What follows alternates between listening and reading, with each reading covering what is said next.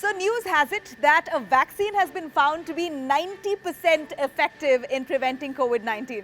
Well, this I'm sure is the biggest news that you're awaiting whole of this year, but the all-important questions still remain.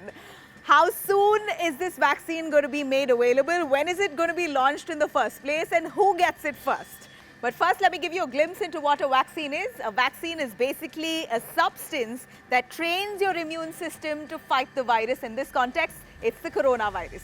So drug makers and research centers across the globe have been working really hard to find a COVID-19 vaccine. And recently, a US-based drug maker, Pfizer, has said that the vaccine that they've been working on is 90% effective. Now, before you get all too excited, let me tell you what this really means. Now, what Pfizer is really saying here is that the preliminary analysis of the phase 3 trials is quite positive, but nonetheless, evidence still needs to be found to see if this is really safe and if this is effective at large. And eventually it all comes down to the regulators who ideally have to be convinced that this vaccine would meet regulatory standards and quality standards and that it can be given to people en masse. So initial results show that the vaccine is effective, but they don't really tell us with certainty how effective this is. Eventually, clinical trials aren't set up to do that. Now, they can only allow scientists to make an estimate based on statistics, and here the statistics will eventually sum up to efficacy. The effectiveness of a vaccine can only be firmly determined once millions of people get it.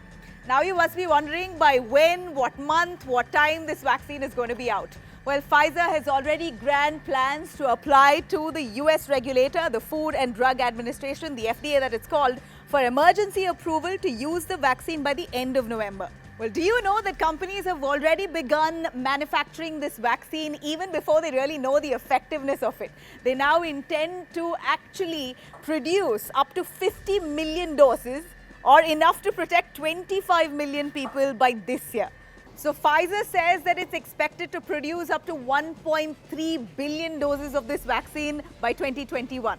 So then, who gets the vaccine first? That's a tricky question here. Exactly who's going to get the initial doses hasn't really been decided as yet. But thinking on common sense, high-risk groups, those vulnerable to the infection here, will be prioritized, and that could include senior citizens, healthcare workers, and those with high-risk factors like diabetes and obesity.